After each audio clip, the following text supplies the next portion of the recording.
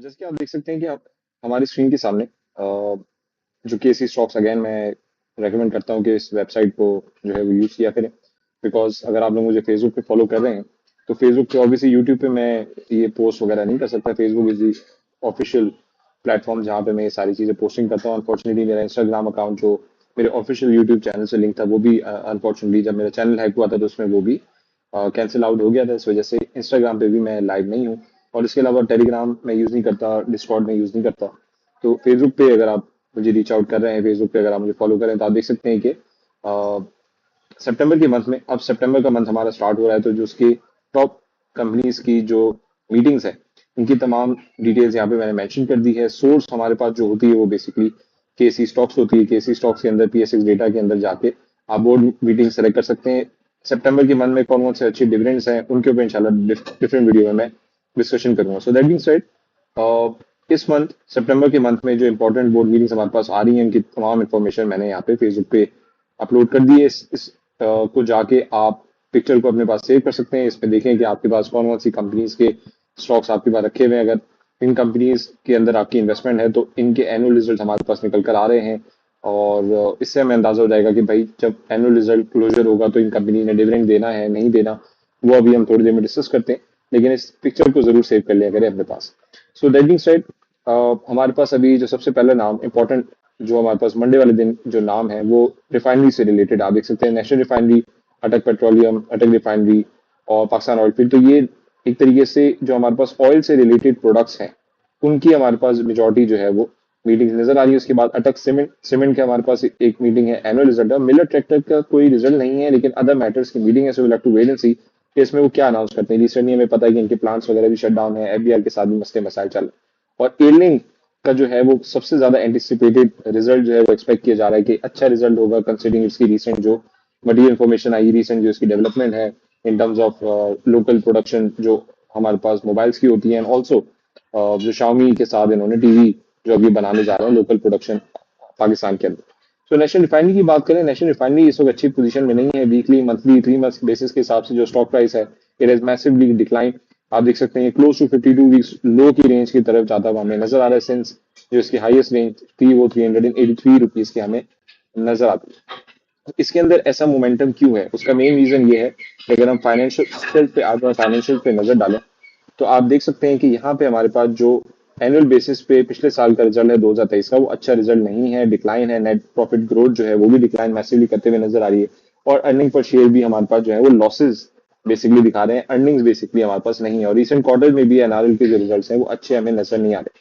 Technically it is definitely oversold. आप देख सकते हैं कि टेक्निकली अगर मैं इसको दिखाऊं तो आप देखेंगे टेक्निकली ओवरसोल्ड मोमेंटम में है। जो 205 रुपीज से 235 रुपीज का जो इसका सपोर्ट और रेजिस्टेंस लेवल है इसी के बीच में ये रेस्ट कर रहा है। So will have to wait and see कि कोई भी पॉजिटिव न्यूज आती है तो वो इसके ट्रेंड को ऑन द अपसाइड ट्रिगर कर सकता है। सो इसका जो एनुअल रिजल्ट है वो बहुत ज्यादा इंपॉर्टेंट है। और रिसेंट अभी मटीरियल इन्फॉर्मेशन की आई थी कि जो इनके चीफ एग्जीक्यूटिव ऑफिसर हैं उन्होंने रेजिग्नेशन भी दी थी। तो नए मैनेजमेंट के जो लोग हैं वो भी इसमें आते हुए हमें नजर आ रहे हैं। तो इसका जो एनुअल रिजल्ट है इट इज वेरी क्रूशियल कि हमें देखना होगा कि भाई अपना चौथा क्वार्टर कैसा क्लोज करते हैं। और साथ साथ जो है वो हमारे पास एनुअल रिजल्ट जो इनका निकल कर आता है वो क्या बैक टू बैक क्वार्टर्स में लॉसेस शो करते हैं, या अगर कोई एक क्वार्टर में पॉजिटिव रिजल्ट आता है तो भी वो सालाना बेसिस पे हमें एक्सपेक्टेड जो हमारे पास रिजल्ट है वो लॉसेस ही हमें नजर आ रही है, which is very concerning for national refinery. तो इसके अंदर एहतियात करिएगा, अभी फिलहाल इन्वेस्टमेंट नहीं बनती। इसके अलावा बात करें जो सेकंड नाम हमारे पास है वो अटल रिफाइनरी है, एक और रिफाइनर हमारे पास है जिसकी अगर हम नेशनल रिफाइनरी से कंपैरिजन करें इसकी जो सारे मोमेंटम है, जो सारा रिजल्ट है, so it it has a better momentum as compare to national refinery.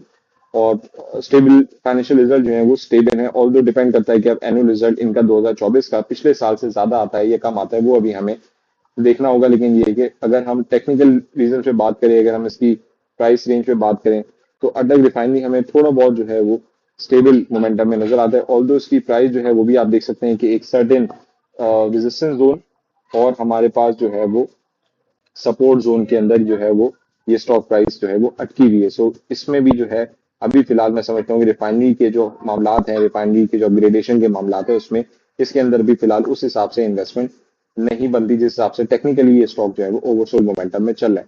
और पे आउट की यहाँ तक बात करें तो अटक रिफाइनरी, नेशनल रिफाइनरी के पे आउट्स इतने ज्यादा अच्छे नहीं होते, बिकॉज अगेन जब कंपनीज के पास फाइनेंशियल अच्छी ग्रोथ नहीं होगी तो फिर पे आउट भी उस हिसाब से अच्छा नहीं होगा। 2023 में अच्छे रिजल्ट थे तो पे आउट भी हमें अच्छा नजर आया था। अभी फिलहाल जो है वो पे आउट की कोई एक्सपेक्टेशन मैं नेशनल रिफाइनरी और अटक रिफाइनरी से नहीं रख रहा।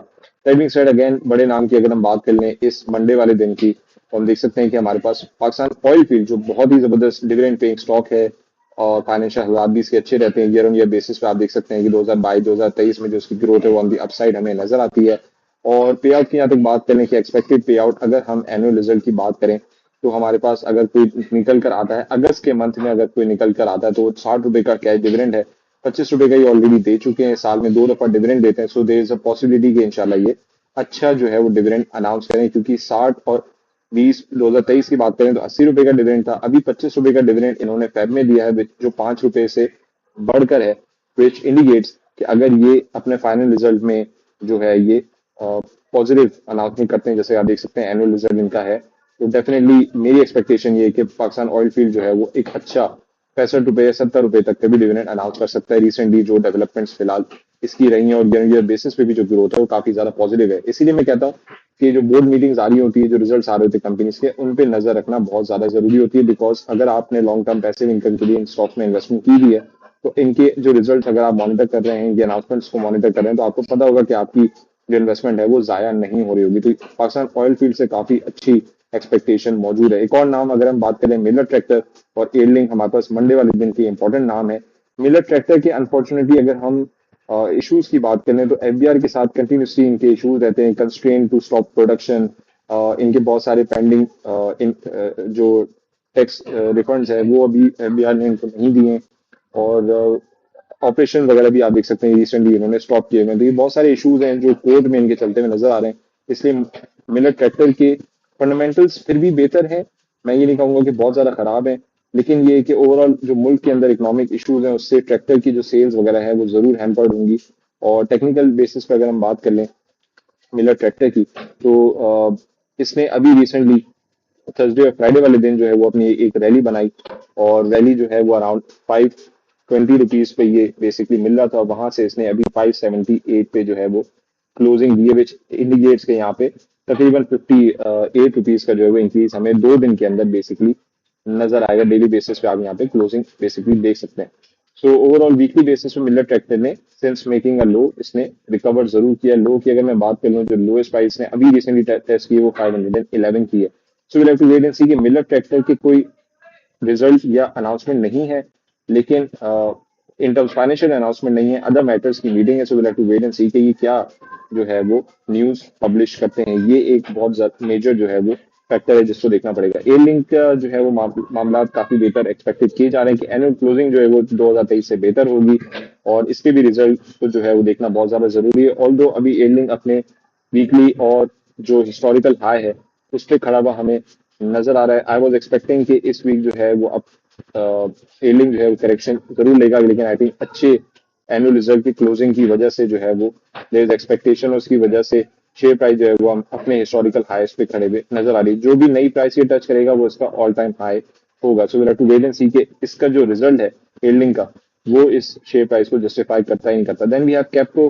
कैप्को का जो है वो पे आउट की अगर हम बात कर लें, कैप्को का हमारे पास बेसिकली रिजल्ट है ट्यूसडे वाले दिन, और इसके बाद फिर हमारे पास कोहाट सीमेंट एक बड़ा नाम है जो थर्सडे वाले दिन हमें नजर आता है। तो कैप्को का भी एनुअल रिजल्ट हमारे पास है। इसके जो पे आउट एक्सपेक्टेशन है, अगर फेब की बात की जाए, लास्ट फेब में ऑलरेडी ये दे चुके हैं। इसके अलावा सितंबर के मंथ में 5 रुपए का डिविडेंड देते हैं, और सितंबर के मंथ में इनकी क्लोजिंग है। So will have to wait and see के सितंबर के मंथ में ये 5 रुपए जो कंटिन्यूस देते हुए आ रहे हैं, क्या ये पे आउट देते ही नहीं देते। और शेयर प्राइस के हवाले से बात की जाए, एक चीज जरूर याद रखिएगा कि कैप्को जो है वो हमारे पास शरिया कंप्लाइंट स्टॉक नहीं है। के एम आई ऑल में कैप्को बेसिकली नहीं आता। अगर मैं आपको जल्दी से दिखा दूं जो पावर सेक्टर हमारे पास है, let me find the power sector, आप ये देख सकते हैं कि इलेक्ट्रिक है, एचबीसी है, कोहिनूर स्पिनिंग है एंड एसजीपीएल है। तो कैप्को जो है वो शरिया कंप्लाइंट स्टॉक नहीं है, तो इसको जरूर मद्देनजर में रखिएगा। फिलहाल ये के एम आई ऑल। So that being said, Capco अगर आपके पास पोर्टफोलियो में है तो डिविडेंड जरूर अच्छा देता है, लेकिन शरिया कंप्लाइंट नहीं है। तो देख लें कि अगर इसका डाइवर्सिफिकेशन आप लोगों ने करनी है नहीं करनी।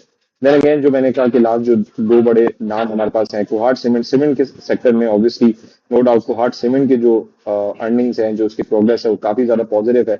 आप देख सकते हैं 15.85% की ग्रोथ है, सेल्स ग्रोथ काफी अच्छी है। पे आउट की यहाँ तक बात कर लें, एक्सपेक्टेशन को हार्ड सीमेंट से इतनी ज्यादा नहीं होती, डिविडेंड इतना ज्यादा खास नहीं देता। एवरेज जो पिछले 5 साल में डिविडेंड दिया है वो 50 पैसे का डिविडेंड है, जो कि इतना ज्यादा नहीं बनता। एंड लेट्स सी कि अपने जो एनुअल रिजल्ट की क्लोजिंग है क्वाड सीमेंट की ऑन September 5 थर्सडे वाले दिन, इसमें कोई डिविडेंड अनाउंस करता है या नहीं करता। ऑल्दो शेयर प्राइस की अगर हम बात करें तो शेयर प्राइस जो है वो काफी ज्यादा अच्छी स्ट्रॉन्ग रिसेंट वैल्यू बना के, सीमेंट के अंदर जो मामला इतने अच्छे नहीं है, डिमांड इससे ज्यादा अच्छी नहीं है, तो आप देख सकते हैं कि रिसेंट अभी करेक्शन लेता हुआ हमें स्टॉक जो है वो नजर आ रहा है, विच इंडिकेट से अभी रिसेंट डिक्लाइन है। रिजल्ट अच्छा आता है, so there is a possibility के फिर इसी रेंज से ये दोबारा यहाँ से बाउंस बैक कर सकता है, targeting 250 to 260 rupees range. Last but not the least, एक और डिविडेंड पेइंग स्टॉक है जो कि शरिया कंप्लाइंट नहीं है, अनफॉर्चुनेटली आप देख सकते हैं कि एमआई में नहीं आता।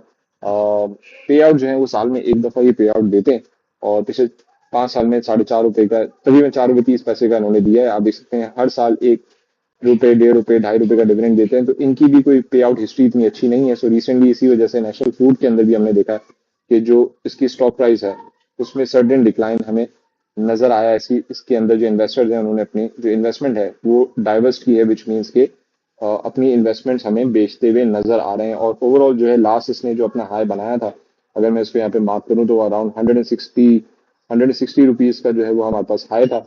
और रिसेंट जो इसने अभी हाई बनाया है वो हमारे पास 200 रुपीज का हाई बनाया, लेकिन ओवरऑल मार्केट के साथ डिक्लाइन करता हुआ हमें नजर आ रहा है। तो अनलेस एंड अनटिल ये अपने फाइनेंशियल हालात बेहतर करते हैं, फाइनेंशियल हालात में अच्छी ग्रोथ अगर ये शो करते हैं, फोर्थ क्वार्टर में जो इनका एनुअल रिजल्ट है पिछले साल से बेहतर आता है, तो फिर थोड़ी बहुत मूवमेंट इसके अंदर पॉजिटिव हो सकती है। ऑल्दो मंथली बेसिस पे क्लोज टू 10% रिटर्न ये ऑलरेडी स्टॉक दे चुका है, but again it is not share compliant. So आप देखें कि आपकी अपकमिंग इस मंथ में, इस अपकमिंग वीक्स में कौन सी कंपनी है जो आपके पोर्टफोलियो में है, क्या उसकी इस वीक अपकमिंग बोर्ड मीटिंग है, फाइनेंशियल रिजल्ट है या नहीं, क्योंकि फाइनेंशियल रिजल्ट जो है वो आगे आने वाले टाइम फ्रेम में स्टॉक की जो मूवमेंट है, जो डायरेक्शन है वो सेट करता है, और उसी हिसाब से फिर मार्केट के अंदर भी हमें ओवरऑल मूवमेंट देखने को मिलती है। So I hope this video was informative. If you're new to this channel, do consider subscribing. Let me know your feedback in the comment section below. Until next time, this is Mohammad Abi signing off. Take care. Allah Hafiz.